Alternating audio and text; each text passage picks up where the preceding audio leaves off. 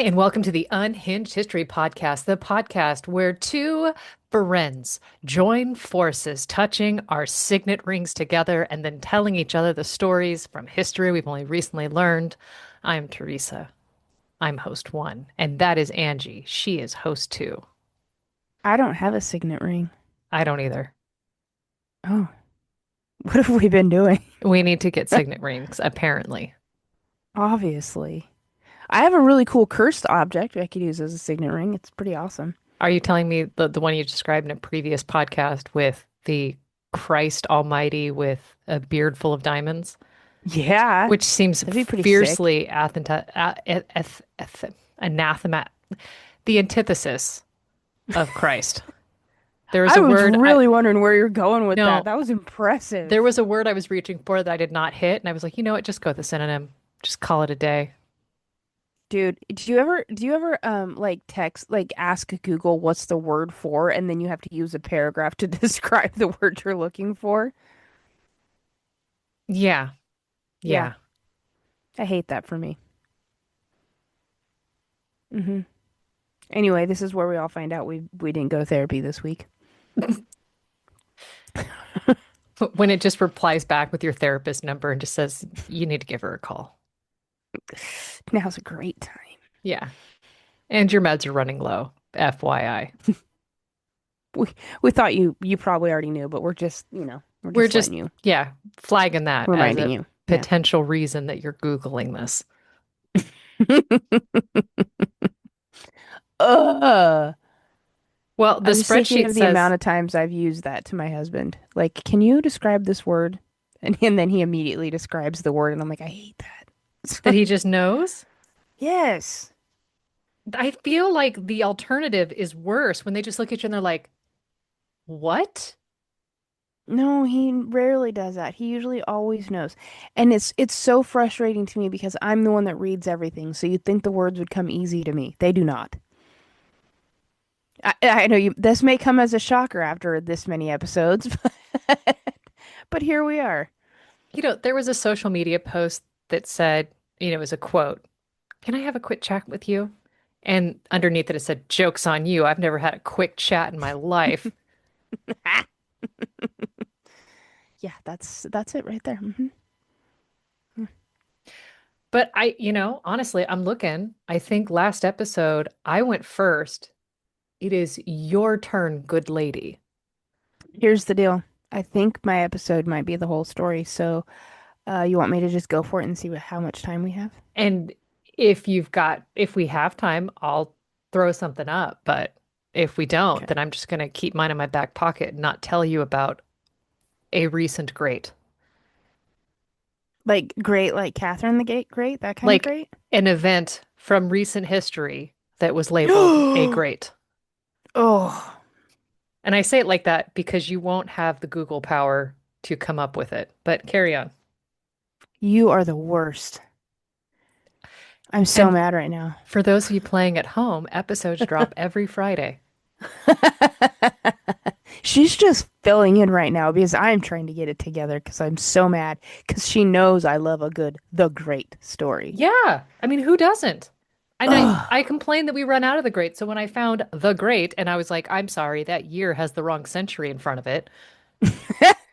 Pardon? Yeah. Uh, mm, I feel like the great stopped at like 1920, you know? Yeah. Like we just stopped calling it the great disco fire of, Shelley, is that you? no, I mean, yeah. Okay, look, I don't know how to start, so I'm just gonna start, right? Okay. I feel like I feel like it's time to give you the story of Mehmed II, the Ottoman Oh, Sultan. we are going straight into Vlacula, I Dracula. like it. Yeah. Vlad Tepes. Yeah. Okay, so my disclaimer here is that this story is a short overview of this man's life.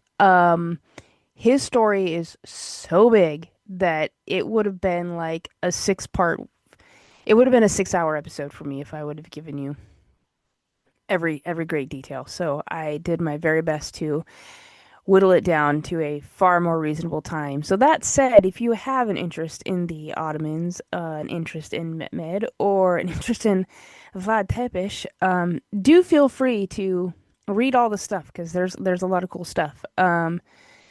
My sources are. I have to start with this one because it made me laugh so hard.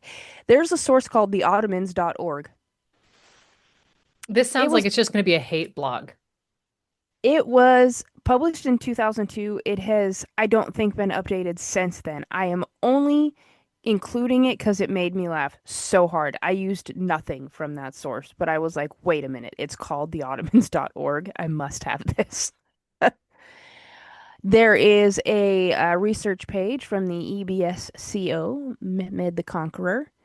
And then, and I'm probably going to mispronounce a couple of the words throughout, so please forgive me because I try really hard, but there's some doozies in here.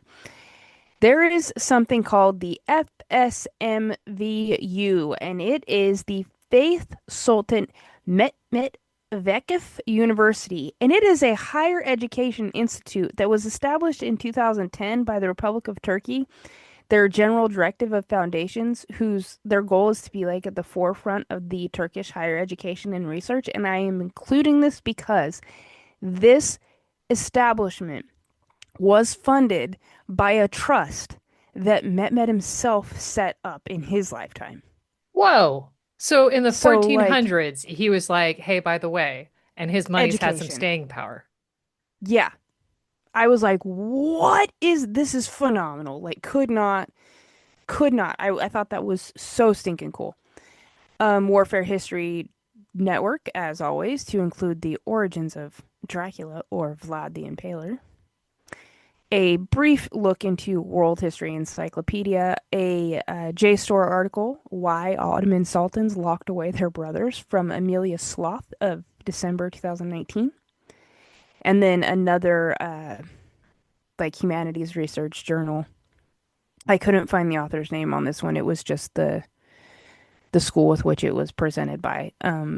Had a little bit of information that I thought was interesting. So, with all that said, we have mentioned him before in episode 66. Algorithms favor syphilis. So, Alessandro, get your bingo card out. You can knock off syphilis. I said it. That episode, Teresa covers Pope Pius II. And I love him. And He is the Pope who wrote a dirty book and then funded Vlad the Impaler's little rampage. I like that you call it a little rampage. I love that. Yeah.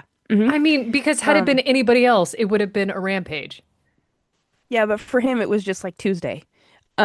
So Mehmed was born March 30th, 1432, which I think is super awesome because that means my son has a birthday buddy. Just saying. Yeah, your birthday buddy pissed off somebody who was a bit homicidal. Just a wee bit. Just a wee bit. So keep it up, I guess. You have goals now. Um,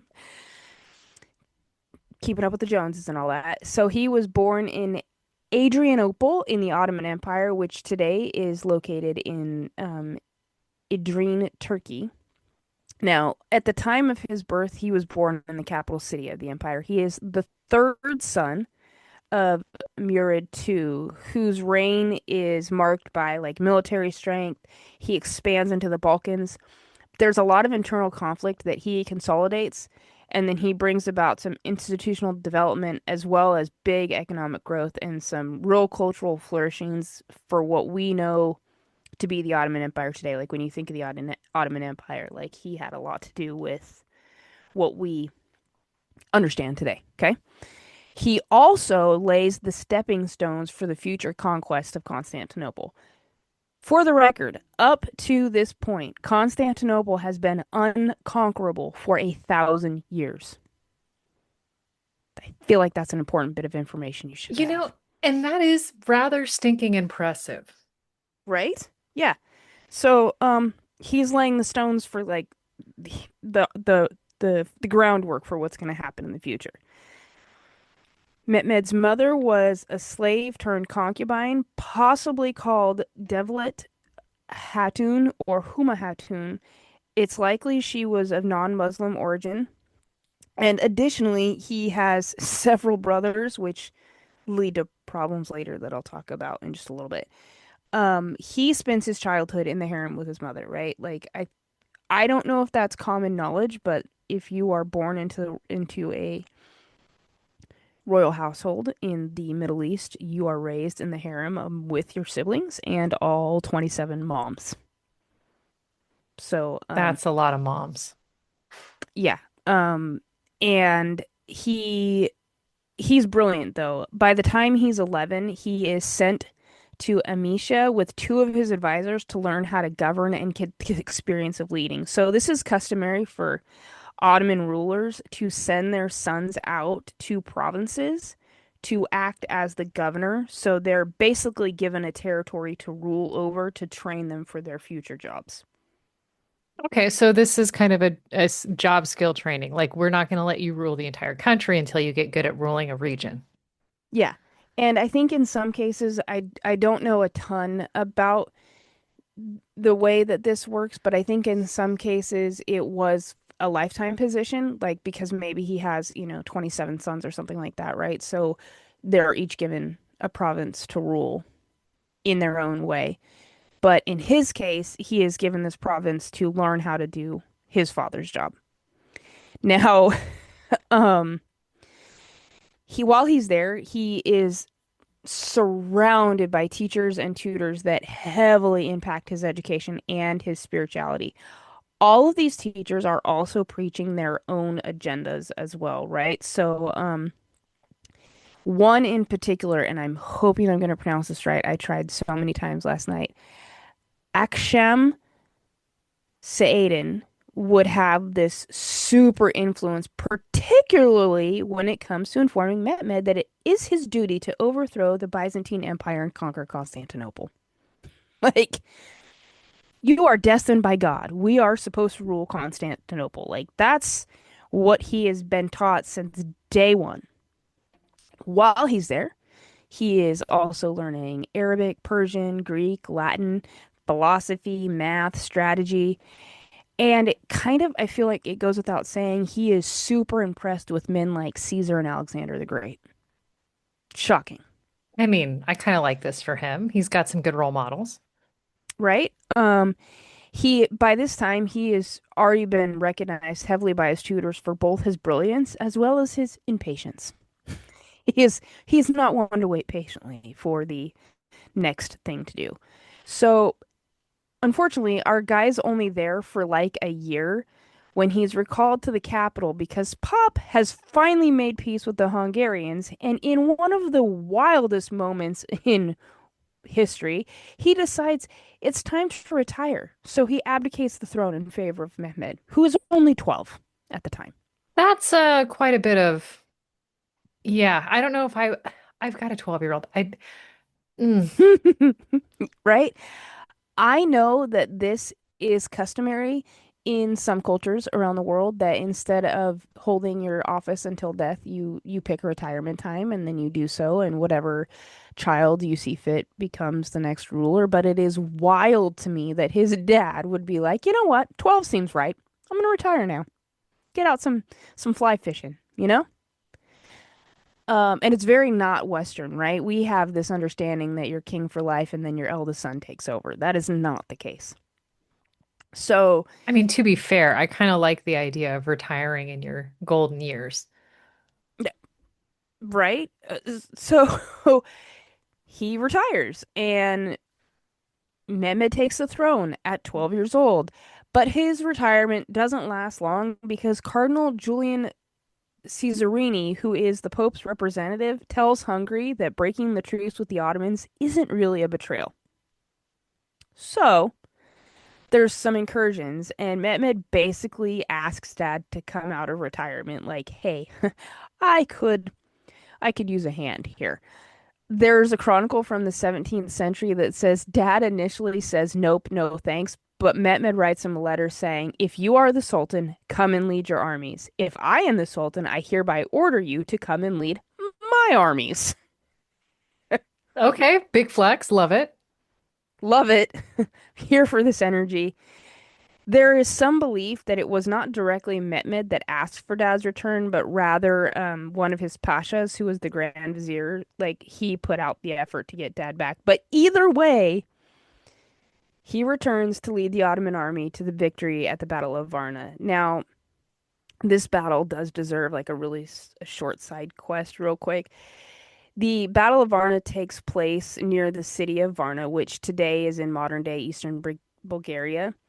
And it's got this large coalition of Christians led by the King of Poland and a man called John Hunyadi, who I think you might have mentioned in your story.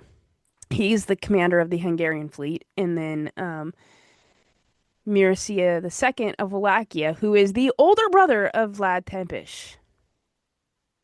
I also feel like it's important to note now that Vlad and Mehmed are only a year apart. So just like tuck that little nugget of information into your brain. Now, this coalition, it tries to halt the advance of the Ottoman army. The Christians are heavily outnumbered and they're hampered by all kinds of things, difficult terrain, there's all sorts of coordination problems. And at first, they hold their line and they do a pretty good job of it. But then the King of Poland gets this like harebrained idea and he leads this attack against the Ottoman center. Like his thought process, if I just take out Murad, the problem will be solved. Like, cut the snake's head off. The rest will, Kind of that wither sort of thing. away. Yeah. Right. Um, and this goes against Hunyadi's like counsel. He's like, absolutely not. That's a terrible idea. Don't do that. And the King of Poland is immediately killed in action. His death destroys the morale of the Christian forces, and the Ottomans root him out. This defeat marks the end of any crusading effort on their part, and it kind of clears the path for this Ottoman Empire's expansion into the Balkans. So, like, I feel like it was important to just give you that bit of information there because it's another stepping stone in the grand scheme of things. And all of those guys will come back to play later. So, it additionally goes on to pave the way for bigger conquests like Constantinople in 1453. On the Christian side, losing the king and much of the army super weakens Hungary and Poland's influence in the region. And Pop at this point takes the throne back, but he leaves Mehmed with the title of Sultan. So basically he's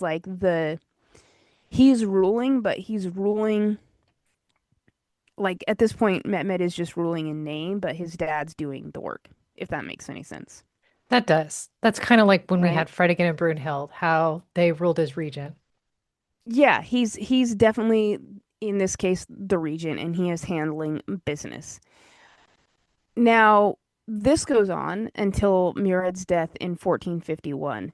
Now, at this point, Mehmed's about 19 and he takes sole, I don't know, for lack of a better phrase, sole custody of the Ottoman Empire and is almost immediately invaded by a man called Ibrahim of Karaman. And he invades this disputed area and instigates revolt.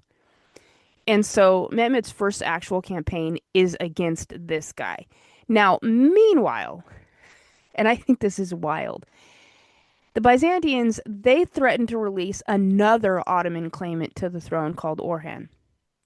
Now, Orhan is a prince of the same dynasty, but he's like a cousin, so he's not like in the direct line of succession here, but he is the son of Suleiman Celebi, and Celebi and Murad, they share a granddad.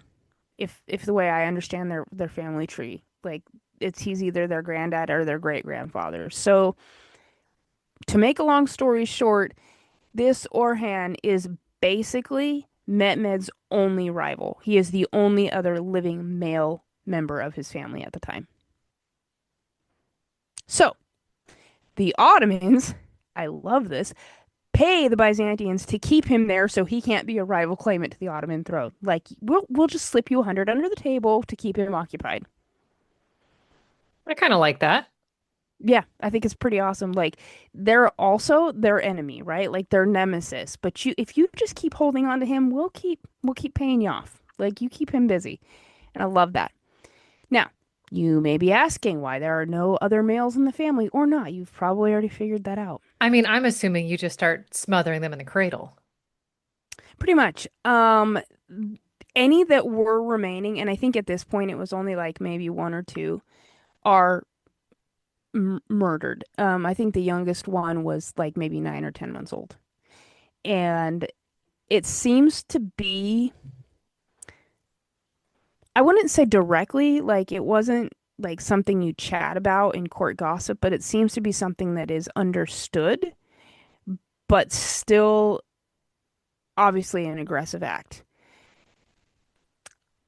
Because Mehmed does this because Ottoman tradition, like I said earlier, does not automatically make the eldest son the next ruler, and the surviving sons, when the Sultan dies, are expected to fight it out for who takes the throne next. Oh, So there's always this sort of tension, right? Like you're raised in the harem with these other boys, but you know at some point it's either make or break, like kill or be killed, right? And Mehmed grows up having known that prior to him, like 2 generations back, there is a decade-long civil war that's fought in 1403 over just this. So he's like, yo, we just got to stamp the problem out right quick. I am just going to off all the other heirs, all the other claimants, done, problem solved. And he makes fratricide legal because that solves the problem. right. And it remains so until 1603 when Mehmed III would kill all 19 of his brothers. 19. Yeah. Hot damn. After this, and I should say he didn't personally kill them, because that would be wrong. His men did it, I'm right? glad that that would be wrong, that you've got morals. Right. So after that, there's this resolution that's put in place that is just simply that we won't kill them. We'll just lock them in the palace. So like you can remain living, but you have no chance of ever stealing the throne from me. So it's Good King luck. Richard and the boys in the tower sort of deal. Pretty much, yeah. That's the way that I understand it. And I had thought that it was, I knew fratricide was a thing, and I had thought that it was the thing up until like the 1800s. So I was kind of like, wow, we were trying to solve problems all the way back in 1603, but it didn't, I don't feel like it really went well either way. Now, back to our guy, right? He is the Sultan of the Ottoman Empire. He has reformed his army, he has reorganized the treasury, he's expanded the Ottoman navy, and most importantly, begins planning for the siege of Constantinople because, right, since the day he was born, this has been the prophecy on his life. Now, he knows that brute force alone is not going to be enough. He needs something with a little flair, a little panache. And he hears of this guy called Orban, who is a Hungarian engineer and a master cannon maker. And under his patronage, Orban builds what would become one of the most powerful weapons of the age, the basilica cannon, a monstrous bronze gun capable of firing stone balls that weigh over half a ton. Jeez. Yeah, like it's huge. So at the time, this is basically like just we are warfare is like coming from the ashes like a phoenix with this thing. Like it's changing the game across the board. At the same time that this super cannon is being built, Mehmed constructs a massive forest on the Bosphorus. It's called Rumeli Hisari, and it sits directly across from an early Ottoman fort. Now, the idea is that between the two, they can choke off any aid reaching Constantinople by sea. So, like, if what is that, two if by land, one if by sea, or whatever, like, we are going to take every opportunity we can to make life hell for Constantinople. On April 6th of 1453, the siege begins. Mehmed's forces number around 80,000 men. And this includes the Janissaries. Are you familiar with them? They're mercenaries, aren't they? Essentially. Um, just a quick aside, they are trained mercenaries, but often And I'll mention this a little bit later, but often they are other stolen children from other European households that have been raised and indoctrinated in their Muslim faith, and in step become like these fanatical fighters. So they're elite, like they're the elite of the elite. Radu and Vlad himself were Janissaries, Okay. I didn't realize they right? had that training. Oh yeah, And I think it's this is the first time you said Radu. And Radu yeah. is Vlad's little brother, and his nickname is Radu the Handsome. hmm And he chooses to stay on the side of the Ottomans the whole time. Like he's a big fan of the Ottoman lifestyle. So you've got these 80,000 men, you have the elite troops, you have cavalry, you have artillery, and you have a naval fleet. Inside the walls of Constantinople, Emperor Constantine, he commands maybe 7,000 defenders, maybe, and some foreign mercenaries that are led by a Genoese captain called Giovanni Gustini. And I just love that. Like the idea that there's not a single war ever on this planet that was just fought between two sole people that did not include an Italian and a Scotsman are wild to me. They all always have that. I've never Now, made that connection. I mean, when you think about it, Wait a right? minute. Like, No, no. Japan. Look at no Oda I mean, Nobunaga, the Reunification Wars. you're telling me there wasn't a single white guy in that fight? I am, because the very Okay. first foreigner, like we had the missionary standing by, but they weren't in the fight. We had Hmm. Yasuke, the African, but we did not have a white dude. Okay, that's impressive. So I'll let you have Japan. And you think of anywhere else that doesn't include something like that? I mean, off the top of my head, no, but I mean, Okay, so that said, you can guess that the odds are not looking great for the Byzantines, right? Like they're looking out the window and they're like, "Oh shucks," but they know that their stronghold has held for 1,000 years and they have survived far worse, according to them. For 53 are days. you about to tell me that they're about to pull a Helms Deep and I say mean, that this place hasn't fallen, ergo we're fine? I mean that's kind of what they thought. So yeah, I guess they're gonna pull Helm's Deep, but there will be no one there on the third day when the sun rises. And now I gotta go watch Lord of the Rings, so thanks for that. The Battle of Helm's Deep is my favorite scene in the entire series. For 53 days, the city, it endures the siege. Ottoman cannons thunder day and night, tearing chunks of the Theodosian walls. But the defenders patch them up endlessly. Like the wall gets a new hole, they patch the hole. They've got Greek fire, they've got arrows, and there's all sort of desperate little bits like keep attacking at the bay, right? We have little sorties out in the water. Now, Mehmed, for his part, he is watching this whole thing from his command tent and he is relentless. Every day he's adjusting tactics. He's testing weak points. He's moving troops. He's ordering attacks by land and sea. And when the Ottomans can't breach the harbor because the harbor has one of those chain barriers, you know what I'm Yep. talking about? That okay. When he figures out that they're not going to reach it, he pulls off one of the most audacious maneuvers in military history, and I love it so much. Under the cover of night, he orders the ships dragged overland across grease logs from the Bosphorus to the Golden Horn, and he bypasses the Byzantine defenses entirely. When Constantinople wakes up the next morning, Ottoman ships are inside their harbor, and they're like, oh, crap. So, on the night of May 28th, Mehmed gathers his troops. He gives them a rousing speech, I'm sure, that includes things like destiny, faith, glory, all of that. And then he declares something like, this city belongs to us. Either I will take it or I will die beneath its walls. At dawn, the final assault for the city begins.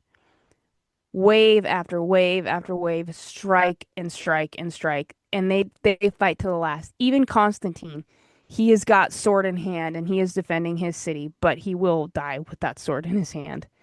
By mid-morning, the Ottoman flag rises above the walls.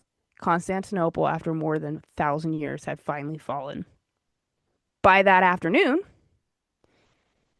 Mehmed enters the city And according to some chroniclers, he gets off his horse before the Hagia Sophia, enters its vast halls, and kneels in prayer. The ancient cathedral is transformed into a mosque as both a symbol of conquest and continuity. And then Mehmed immediately sets about rebuilding Constantinople, and this is where we get the name Istanbul, the city of Islam. And I need you to know that while I was writing my notes, all I could say was Istanbul was once Constantinople, and my husband might actually kill me. I mean, you're saying that, and I want you to know that I have been, pardon me, I have been choking that back the entire time. It's so hard. But It's I will so tell hard. you, it's nobody's business but the Turks. Honestly. So at this time, he invites back Greek, Armenian, and Jewish families who had fled. He rebuilds the markets, the mosques, the churches, and the schools, and he declares that the city is now the new capital of the Ottoman Empire. And he thinks it as a bridge between the two worlds. Under his vision, Istanbul becomes this sort of melting pot of cultures. You have merchants from Venice meeting scholars from Persia, and you have artisans from Italy that are working with Turkish architects, which I think kind of gives that really romantic image of what you think life should look like. And I love that. I can't speak to any atrocities here, but I just think that idea of what he's going for here is kind of the pinnacle of what society should be. Um, he also formalized something called the millet system, which is allowing for religious minorities to govern themselves under their own leaders. Nice. Right. And this idea is obviously it's to keep the peace in such a vast empire, right? So I think that's pretty cool. Now, interestingly enough, Emperor Constantine had died without any children.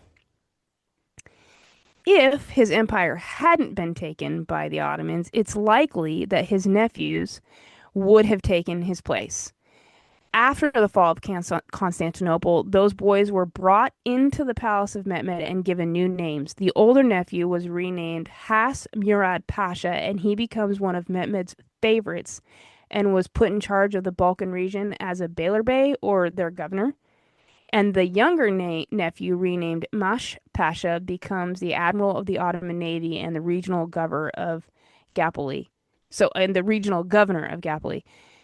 Later on, he also rises to a very high position and he serves as the Grand Vizier twice under Mehmed's son Bayezid II, which I think is phenomenal. When you can take your enemies and make them Well, your like, let me back up a second. This is the dude who murdered 19 brothers because they were no, too. that was one of his successors. He only murdered like two brothers. Oh, well, okay. So Now, either not way, that that's better, but he offed his own kin, but Mhm. then said, "You who have a direct tie to this throne prior to me coming, I shall let you live." Yeah, I mean, that's impressive. I think for me, I think his understanding here is that keeping them alive benefits him more than killing them. And then he realizes that they have knowledge and information that he can use. And so he puts them to use, and they in turn are incredibly loyal to him, right? Like it sort of makes sense. Why you can't do that with your own brothers is sort of beyond me. But in this Because case, scheming stepmoms. well, yeah, right, exactly. And he's got like a boatload. Um, Although I will say, I was going to talk about this at the end. His mother had long since passed away, but he had a very respectable, very affectionate relationship with his father's um actual wife. That's Like a one, primary woman. yeah, that like she remains a stronghold for him his entire life and up until her death.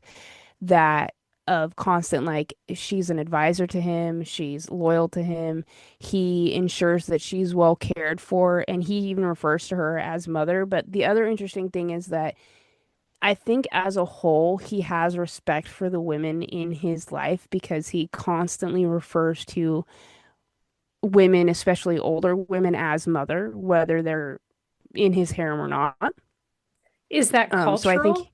Because I know in Japan it's, closer women are older sister or I feel like it is a bit cultural, but I also feel like in the one case I'm thinking of a particular writing, like a letter that he wrote, and he refers to his adversary's mother as mother. Like I think it's a respect thing, right? Like I honor her, I honor mine, you should honor yours. This is what mother believes. And he just like they're mother to us all sort of thing. But I do think it is probably a very cultural thing that would make sense. Now, you would think after he got Constantinople, he'd be done conquering, right? No, absolutely not. He turns his attention to any remaining independent Byzantine territories, and he goes against his first move is against the desperate of Moria. desperate or This is despot? despotate. I said it wrong. Despotate. Despotate. It's like a independently governed area of a bigger area. Despotate? We Yeah, spell it one more time? despotate. I've got to figure this out. Despotate. Oh, Like despot, Tate. In fact, that's where the term despot comes from. So it is a territory ruled by a despot. Oh, okay. See, I was just It's a crazy word. I had to look it up too. I was like, so wait a minute. I'm a despot in my house, and my home is the despotate. Yes, that is the perfect way of describing this. Well And done. for those of you looking to pray for my daughter or to start a GoFundMe, I'm joking. I'm joking. You can reach out to Teresa at Unhinged Dodge. That's also where you can send your therapy bills. Um, so he goes after this. He campaigns there from 1458 to 1460 and eventually brings the region under Ottoman rule. In 1461, he captures the Empire of Trebizond, and this is in northeastern Anatolia. And I am telling you, there are so many words here that I was like, I don't even begin to know how to say this, and that was one of them. So if you are someone that is fluent and could explain the proper way to say all these names, I would really appreciate it because in my effort to be respectful, I'm probably not. And the real email is unhinged.historypod@gmail.com. Thanks for that. With those two conquests, the last major fragments of the Byzantine world were absorbed into the Ottoman Empire. The fall of Constantinople had already brought about huge prestige and glory to the Ottoman state, and these follow-up victories, they further solidify its power and reputation in the region. There is a belief, and I love this part so much, that about 10 years after conquering Constantinople, which is now Istanbul, Mehmed visits the site of Troy. This is super important to me. And he boasted that he avenged the Trojans by conquering the Greeks, which I, for one, think is delightful and implies that they knew where Troy was all along. However, something cannot be discovered until a white man finds it. So that actually didn't happen until 1870 when German archaeologist Henrik Schliemann began excavations based on his reading of Homer's The Iliad. And he worked alongside an Englishman called Frank Calvert, who had previously identified the same spot. However, I don't know if you know this, I am a huge fan of the Trojan story. And when I read that he knew, like, he visited Troy and, like, saluted the Trojan army there, and I knew that Troy hadn't been discovered until 1870. I was like, hold on, you're telling me the Ottoman Empire knew where it was, and here we are just being white again. Yeah, you know what? That Like, that sounds about white. I mean, truthfully, like how many times do we go, "Oh, the indigenous people of whatever group couldn't possibly have," and it's like, "Oh no, they've done it many, many times before." for like, I don't know, 1,000 years, they've been onto this. So I thought that to know that he went there, to know that he did that made me laugh so hard. I was like, good for him. Now, he also turns his attention to Serbia, which had been a pretty inconsistent vassal of the Ottoman Empire since 1389. And in 1454, using his familial connections with his stepmother, he finally, and he also has an alliance here with Hungary, demands control over certain Serbian castles. When Serbia refuses, Ottoman forces invade, quickly capturing several fortresses and besieging their capital. However, news of the approaching Hungarian relief force under Hunyadi, Mehmed withdraws his forces. I mentioned him earlier in the Battle of Varna, About to say, I've already and forgotten him, so thank you for. you're welcome. Although a smaller Ottoman force was defeated by a Hungarian-Serbian coalition in October, the Ottomans achieved victory. I want to say Tripoli, that's where the victory is, but I'm going to spell it because that is not how you say it. It is Tripolje. The J.E. Wow. Yeah. Yeah. A treaty follows requiring Serbia to pay tribute and recognizes the Ottoman territorial gain, as well as 50,000 Serbian prisoners being taken. In 1455, Mehmed launches another campaign where he besieges a mining town and does this for 40 days before it surrenders. And then in 1456, at the Siege of Belgrade, this is disastrous for Mehmed. Despite extensive preparations, he's got 22 large cannons and a naval force. The Ottomans failed to prevent Hunyadi's relief from crossing the Danube, and the Ottoman navy's defeated. Hunyadi is he's able to reinforce the city's defenders, and a final assault and then there is a final assault on July 21st, which initially breached the walls but was repulsed, and Christian forces counterattacked and reached the Ottoman camp. Mehmed at this point personally enters the battle, killing three of enemies before he's wounded.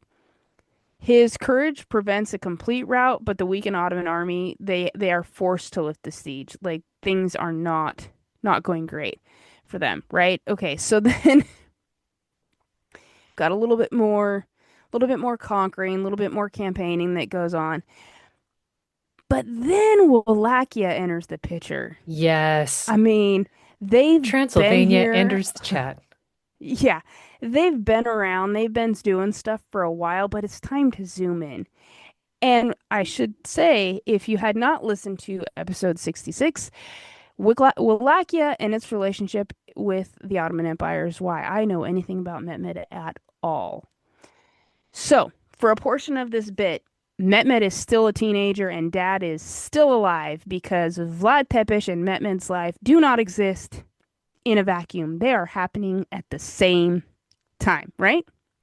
So, Mehmed's father is still alive and he is Sultan. Mehmed is growing up. He is essentially the promised prince, but there is another prince who is literally just trying to survive in the world his father is creating and changing. From the early 1400s, the Wallachian region was caught between the two major powers of the area. You've got the Ottoman Empire and the Kingdom of Hungary, right?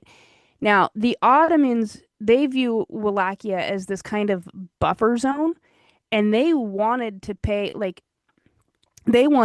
tribute, but largely like keep your affairs to yourself. But each side wants Wallachia as a vessel, and it's this super tangled mess that Vlad III, our guy, Vlad the Yep, yep. Impaler, and his brother become pawns. The Ottomans basically hold them hostage as children to ensure that their father plays nice. In the meantime, the boys are educated in the Ottoman fashion and are taught Islam. And as I mentioned earlier, this is a common practice to acquire children of other European families and raise them up in this lifestyle. So Vlad and his brother Radu, they are both trained with the Turkish Janissary Corps. And as I said earlier, this is the Sultan's like elite warrior group. And they're not in Now, the harem, right? They're not next to Mehmed.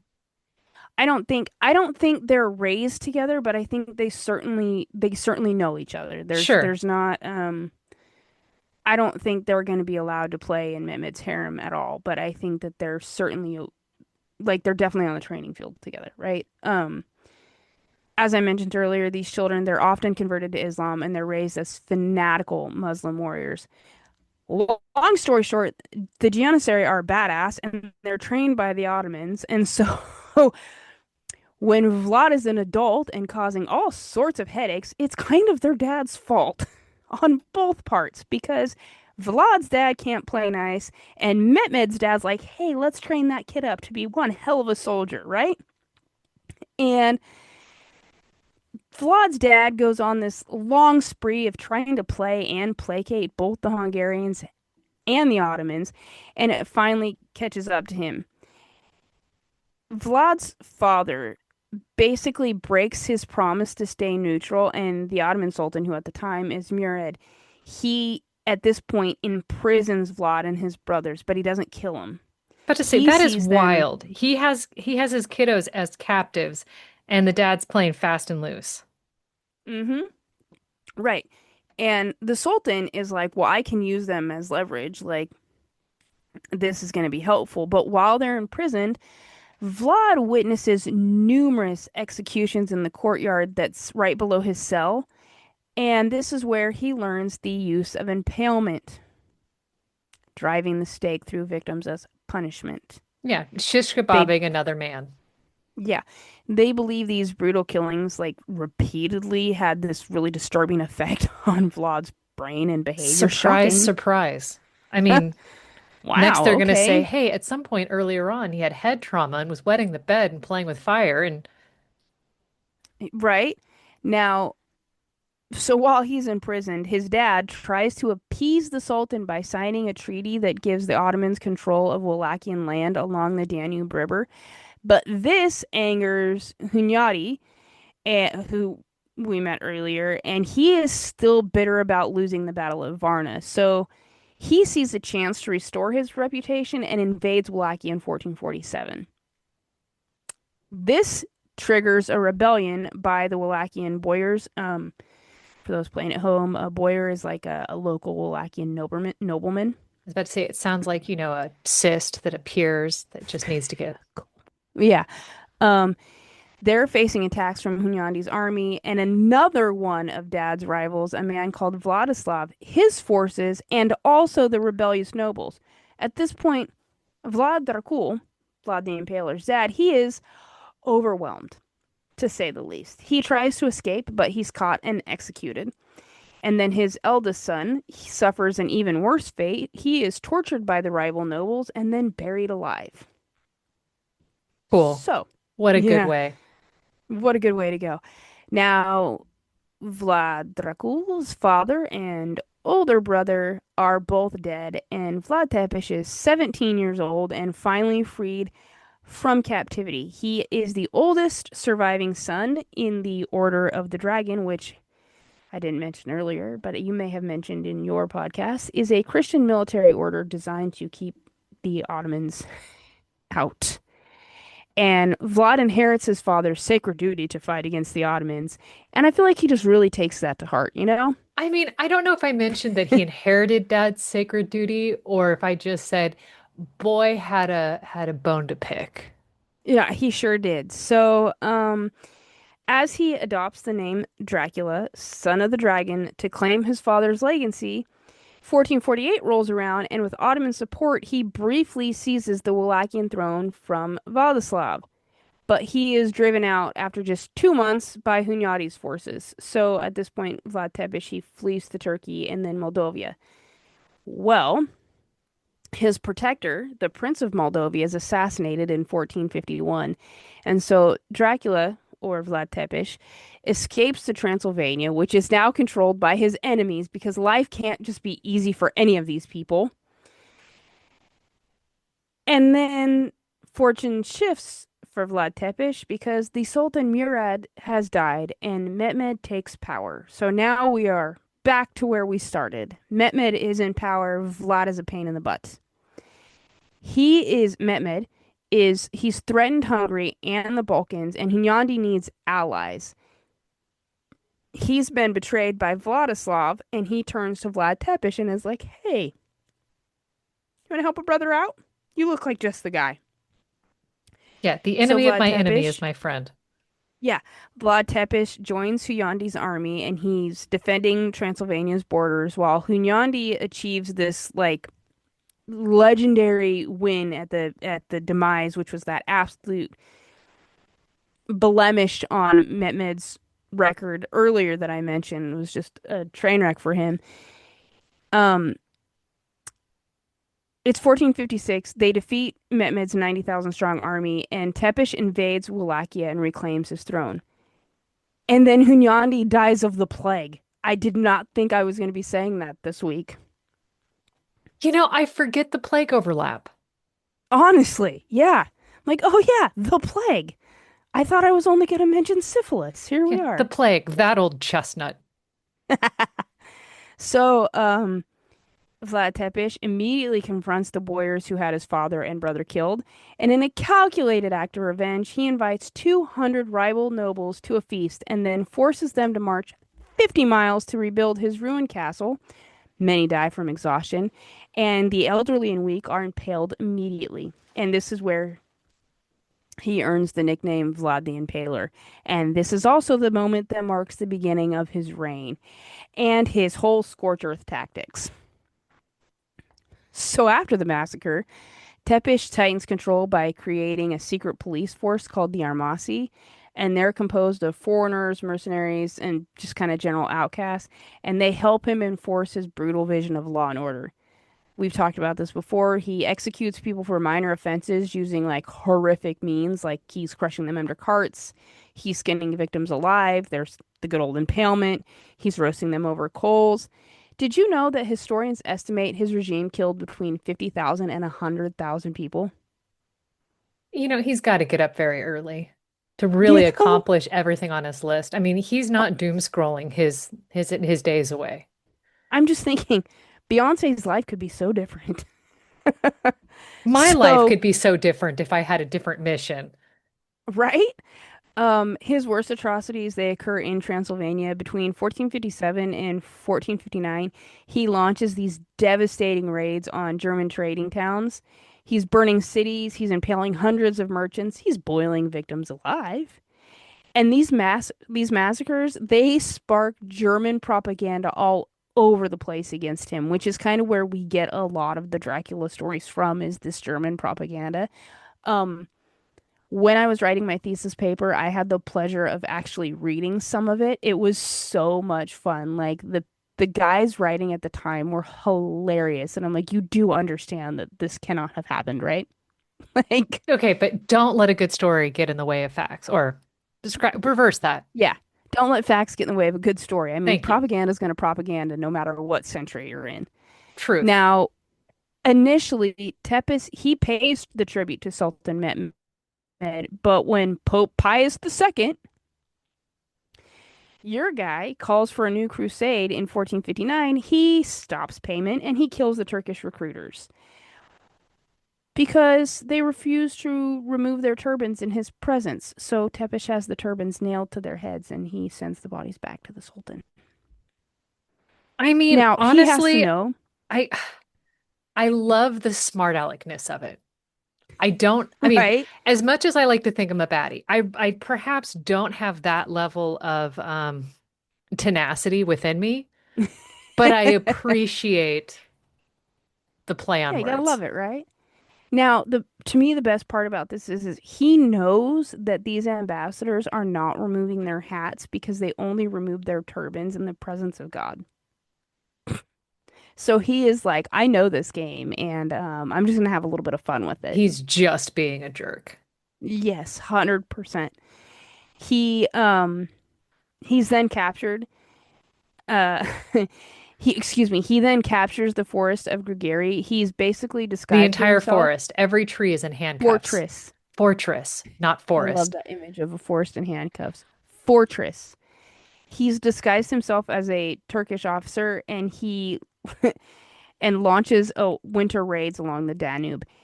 18,000 troops invade and he ambushes them and kills over half of them. This makes him a European hero, by the way, which I think is wild. And Why do you think that's wild? because I am seeing the connection between like the real life history here and the moment in some movies where Dracula takes on the European contingent by himself. And so obviously he has men to help him. It wasn't just him. over there, right? Killing during this ambush, but it makes it really easy to see how one can get the story from it. Fair. That's all. I love it so much. Now, this clearly pisses Mehmed off. Why would He, that be, Angie? shocking. I just, when 9,000 of your guys show up dead, um, and he invades with a massive army in 1462. Tepes's 25,000 strong force is 1/10 the size of the Sultan's army, and he retreats into the mountain. He's employing scorched earth tactics and nighttime cavalry raids. And when Mehmed reaches, and I'm going to pronounce this wrong because I do every time, Trigovist, he encounters what is called, quote, a forest of thousands of impaled Turkish corpses. At which point, Mehmed's like, ha, mom's calling, gotta go, bye. Yeah, And he I leaves. think I'm gonna go reorganize my sock drawer, actually. As it turns out, I left the oven on. I gotta go. Huh. Um, I want to just be anywhere but here. yeah. And I just get the image of that exact face. Anywhere but here sounds so nice. Actually, I have an overdue library book. Um, My dad so retired about this age. What am I doing? yeah, exactly. Ugh, I am just not stepping up. So though this is celebrated as a victory, the campaign it's devastated Wallachia.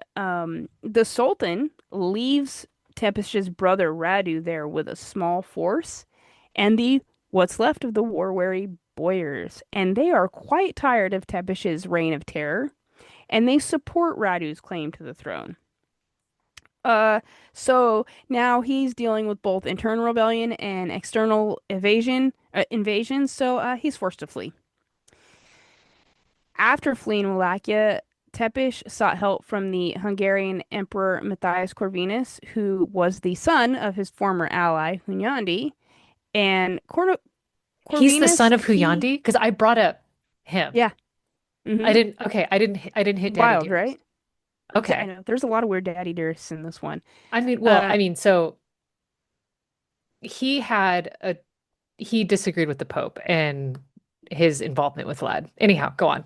yeah, I'm well, excited. okay, so as you almost just said, he sees no value in supporting a deposed penniless prince.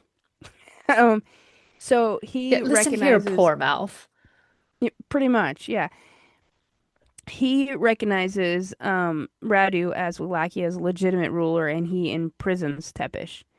To justify this, there are Corvinus. He presents these forged documents that are created by what they call a vengeful German merchant, claiming that Dracula or Vlad Tepes had secretly allied with the Sultan, and once publicized, these documents destroyed any of the remaining popular support that Tepes formerly had. Which that thing is like wild.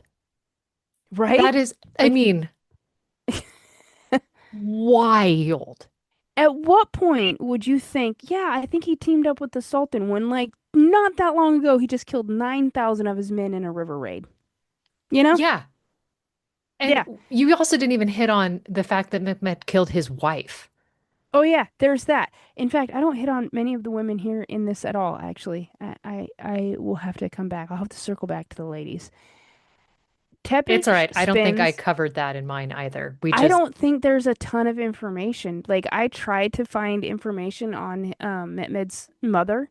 There's like a sentence, and his stepmother has a little bit of information, but I don't know if it's just because there are women in history, or because we are in the Western world that it lacks um, the ability to have access to them. My guess is just because there are women in history would be my guess. Yeah, I wanted to know. I wanted to know about her whole life. But anyway, Tepish spends 12 years imprisoned.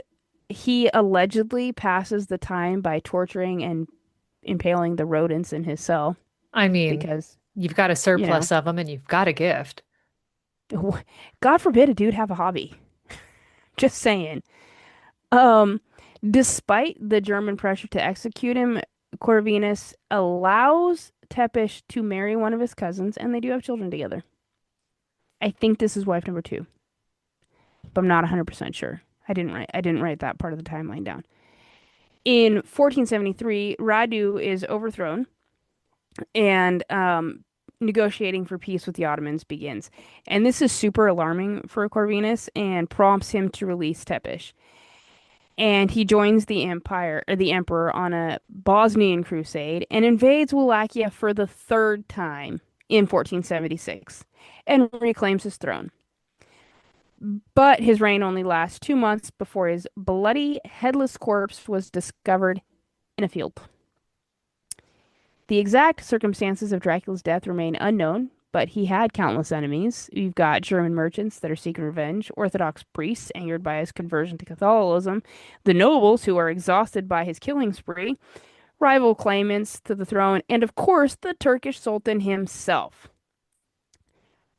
While the identity of his killer is sort of lost to history, the legends that surround him have obviously proved immortal, including the one that states Mehmed demanded Tepes' head upon his death to know for sure that he was dead because he was that big of a pain in his side.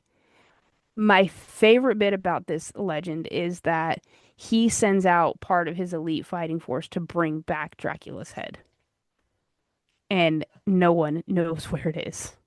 And I just love that. I mean, yeah. But to finish, Go right? on. To finish Mehmed off, he continues to conquer and expand his empire while balancing court life. Beyond the battlefield, he is a man of intellect and curiosity. He gathers scholars from across the Islamic world as well as Europe. He translates Greek and Latin texts. He translates Greek and Latin texts into Turkish and Arabic. He commissions phenomenal works of architecture, including the Topkapi Palace, which becomes the heart of the Ottoman administration. He invites Italian painter Bellini to his court, who paints one of the first realistic portraits of a Muslim ruler ever made. Um, and for Mehmed, this was a statement that basically said, I don't belong just to the East, but to the world as a whole, which I think is pretty cool. Under his rule, the Ottoman Empire became not only powerful, but enlightened, a blend of cultures, idea, and tradition that would define the region for centuries. In the spring of 1481, Mehmed prepares for another campaign. The destination's kind of uncertain. Some thinks he was planning to conquer Italy, but others think maybe Egypt. Either way, he would never reach it. His army sets up camp and he suddenly falls ill. And on May 3rd, 1481, at the age of just 49 years old, the great conqueror dies. His lifetime ushered in the Renaissance of the Ottoman Empire. And I think that's kind of one of my favorite parts about him. So Nice. yeah, so that's the story of Mehmet II. And I could be here for 6 more hours, but I didn't figure you would want all 6 hours of that. I mean, I appreciate the synopsis because that gives me the opportunity to deep dive. Yep, that's kind of what always my thought is. If something is interesting to you, please go find all the things, you know? Like I'm the type of person that will hear as you have witnessed the throwaway line and been like, "Wait, what? I need to know all the things about this one thing now." And so I love doing the grand overview because then there might be something in there that triggers somebody else to be like, "Oh, I need to know." And I love that. And you're right, you did take the whole episode. You can blame my husband. I will not. I've enjoyed every little bit. One of the things I recently watched, I don't remember, it was I'll say docu-series, right? But it was one of those very clickbaity. They don't go deep. They make me frustrated the whole time, but I still fascinated and I still watch them. And then I Hmm. realize I'm just angry and frustrated. But they were talking about the curse of Vlad Tepes. Hmm. You heard about it? A little bit. I probably could not tell you verbatim because I get a lot of his stories mixed up, but But carry on. the concept was that Vlad cursed the people of Romania because of their betrayal of him and Yeah. how everything went. And I'm like, huh, I've never heard about this. And so of course they're talking about like all of the plagues and the disasters and everything, but they're like hundreds of years in between everything. Yeah. But like you talk to the Romanians or they did on the show. I didn't reach out to any of my friends in Romania and be like, so do you believe in this? Because it sounds like hogwash. But of course, on this show, they're like, hey, so do you believe in this curse? Oh, yeah, it's in our blood. And it's just I like, mean, interesting. my understanding is that, and this is where I think I could be convoluted with other information, but my understanding is, according to the story, doesn't he put that curse on the people right after his wife is killed? Good question. Can't say that they spent a ton of time on it, so I didn't Yeah. retain. Yeah. There's so his legend is so big and so huge. And I think what's fascinating about it is it seems like it's ever evolving to fit the next generation. Yeah, that And we I all think just kind take of it and do what we need to. yeah, and I think kind of a lot of legends are like that, but his is I think always so relevant. And it's curious to me that it is. Like he's Well, always going to be on my top 10. you look at it, it's like I think when I heard Mulan, I talked about how she wasn't apparently based off a real person, but she's just this small snippet of a poem that has just been reimagined to what every generation needs. I wonder if that's what we've done with him. I think Right. so. And I think obviously Bram Stoker helped, right? Like bring his story to the forefront of popular imagination. But it makes sense. Sometimes the world, to quote the movie Dracula Untold, sometimes the world does not need another hero. Sometimes the world needs a monster. Fair point. Hmm. It's actually my favorite of the Dracula movies. Well, if you have a favorite of the Dracula movies or know someone who does, rate, review, subscribe. Send this to another human who just needs to understand why Vlad was Vlad and celebrate all that was Mehmed and the Ottoman Empire. Um, and on that note, goodbye. Bye.